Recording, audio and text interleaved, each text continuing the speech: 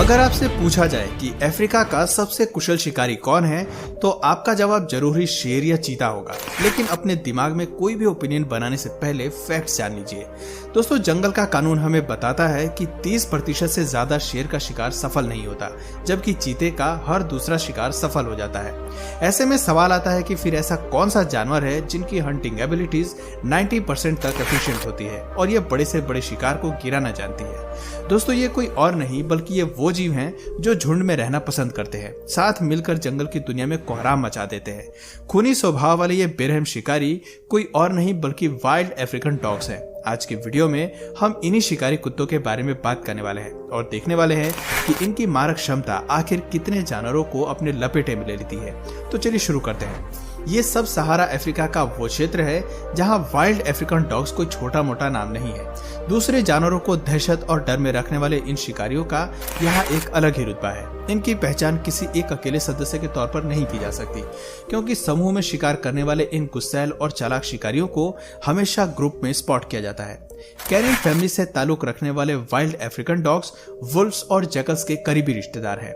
Medium आकार के ये जीव 30 से 50 किलोग्राम तक पाए जाते हैं और इनका कद 80 सेंटीमीटर तक सीमित होता है। ग्रे वुल्फ्स के बाद कैनिन फैमिली के ये दूसरे सबसे बड़े सदस्य हैं। अफ्रीका के जंगलों में आपको एक अकेला वाइल्ड डॉग मुश्किल से ही देखने को मिलेगा। इनके एक झुंड में कम से कम 30 सदस्य रहते हैं, जिनमें एक अल्फा मेल होता है और एक अल्फा फीमेल, जबकि बाकी सदस्य अधिकतर इनके बच्चे ही होते हैं। ग्रुप में अल्फा मेल और अल्फा फीमेल के पास ही ब्रीड करने का अधिकार होता है, जबकि बाकी सदस्यों का काम बच्चों को पालने और देखरेख करने का होता है। ऐसा नहीं करने वाले सदस्य को ग्रुप छोड़कर जाने पर बाध्य किया जाता है। वो अपने लिए दूसरे ग्रुप का निर्माण कर सकते हैं या दूसरे झुंड में जाकर मिल सकते हैं। इस कानून के हिसाब से ज्यादातर मादाएं और कुछ आधा दर्जन नर ही झुंड को छोड़ने का साहस दिखाते हैं। इसका परिणाम ये होता है कि सवाना में हमें वाइल्ड अफ्रीकन डॉग्स के एक या दो नहीं बल्कि कई झुंड देखने को मिलते हैं, जिनमें इनकी संख्या अच्छी खासी होती है। देखा जाए तो वाइल्ड डॉग्स का झुंड काफी कुछ वॉल्फ से मेल खाता है। वॉल्फ्स की तरह ही इनके झुंड में भी हायरार्की सिस्टम पाया जाता है, लेकिन खास बात यह है कि सभी सदस्य एक दूसरे से बेहद प्यार करते हैं और किसी भी बात पर एक दूसरे से नहीं उलझते, फिर चाहे बात भोजन की ही क्यों ना हो। यही वजह है कि इनमें काफी यूनिटी पाई जाती है और यही एकता शिकार करते हुए बेहद काम आती है। शिकार के लिए लड़ने के बजाय ये झुंड के सबसे बीमार सदस्य को पहले भोजन करने में विश्वास रखते हैं। ये जानते हैं कि इनको शिकार पाने में कोई तकलीफ नहीं होगी। जंगल इनका ही इलाका है और ये अपनी मर्जी के मालिक है।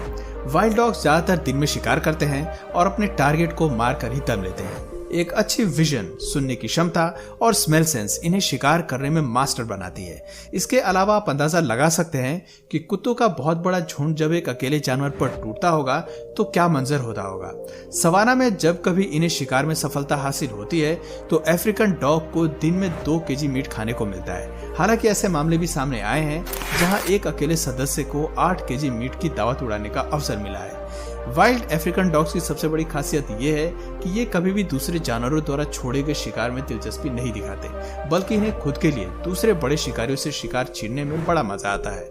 जैसा कि इस क्लिप में ये लियोपोल्ड के मुंह से हिरन को छीनकर अपना शिकार बनाते नजर आ रहे हैं। बात करते हैं इनके मुख्य शिकार की, तो वाइल्ड डॉग्स कई प्रजातियों को खाने की कोशिश करते हैं, लेकिन विशेष रूप से ये एंटीलोप और जेब्रा जैसे मध्यम से बड़े आकार के जीवों को अपना निशाना बनाते हैं। इस बात में कोई दो राय नहीं है कि शिकार करते हुए इनकी रफ्तार और फुर्ती कमाल की होती है।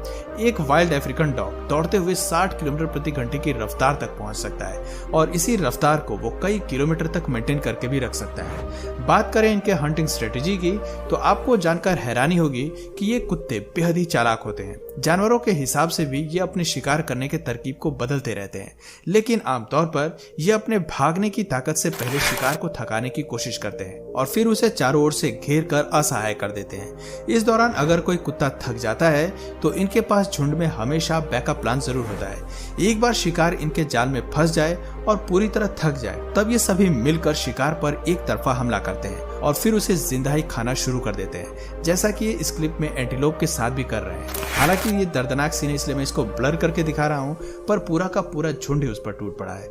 ये व्यवहार हमें काफी खूनी और बेरहम लग सकता है, लेकिन ऐसा करने के पीछे कारण है कि इनके दांत काफी छोटे होते हैं, जो शिकार को केवल पकड़ने का काम करते हैं, उसको काट कर मारने की ताकत उनमें नहीं होती।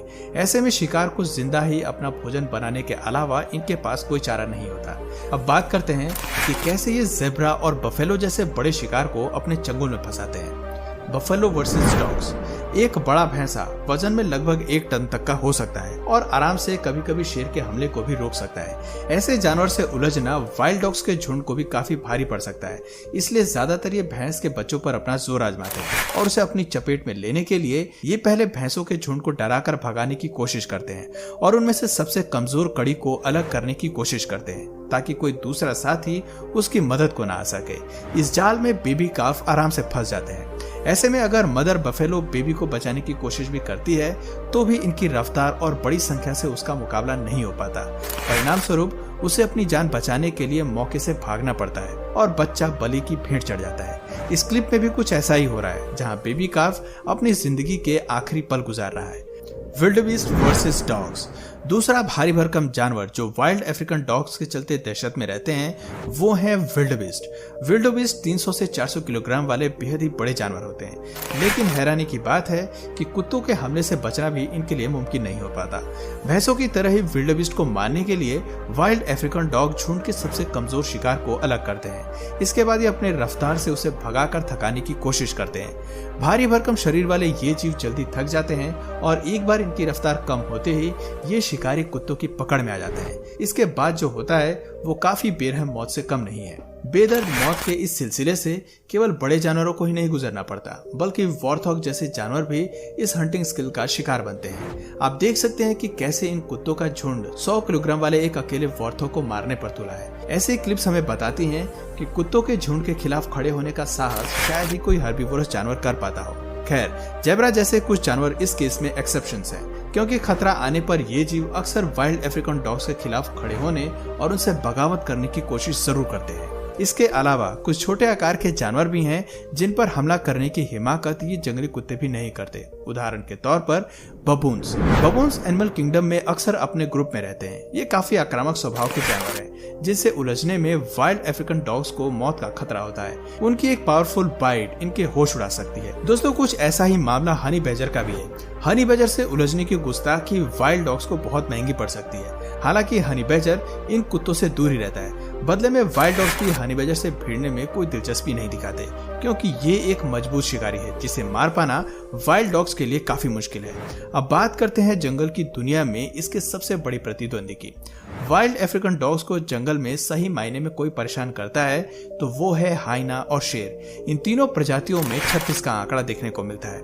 हालांकि जंगल में बादशाह शेर की होती है, लेकिन जब बात शिकार और भूख मिटाने की होती है तो शेर अक्सर वाइल्ड डॉग से खाना छीनने की फिराक में रहते हैं। कभी कभी वाइल्ड डॉग्स को अकेला पाकर ये उनका काम तमाम भी कर देते हैं। अपने सदस्य की मौत का बदला लेने के लिए वाइल्ड डॉग्स अक्सर शेर के बच्चों को अपना निशाना बनाते हैं, जिससे शेर का गुस्सा और भी बढ़ जाता है और इन दोनों समूह में कभी ना खत्म होने वाली जंग जारी रहती है। ऐसे कई मामले हमें मिलते हैं जहां ये कुत्ते सीधे शेर पर हमला करते हैं और उसे अपना शिकार बनाते हैं। अब बात करते हैं हाइनास की। इस बात में कोई शक नहीं है कि शेर के बाद जंगल में अगर अपना लोहा मनवाने वाले कोई जीव हैं तो वो हैं हाइनास।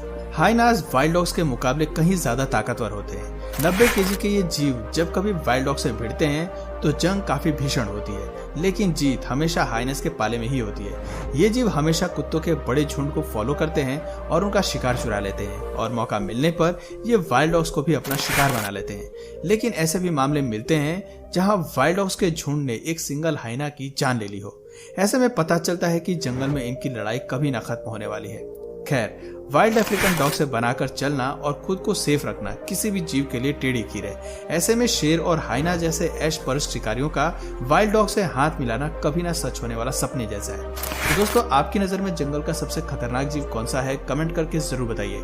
और अगर इस वीडियो से आपको कुछ नया जानने या सीखने को मिला या फिर इंटरेस्टिंग लगा तो प्लीज इस वीडियो को एक लाइक करके अपने फ्रेंड्स और फैमिली में इसे जरूर शेयर करिए। और यदि आप इस चैनल पर नए हैं तो प्लीज इस चैनल को सब्सक्राइब करके बेल नोटिफिकेशन आइकन को ऑन कर लीजिए, ताकि हमारे आने वाले वीडियोस आप मिस ना करें।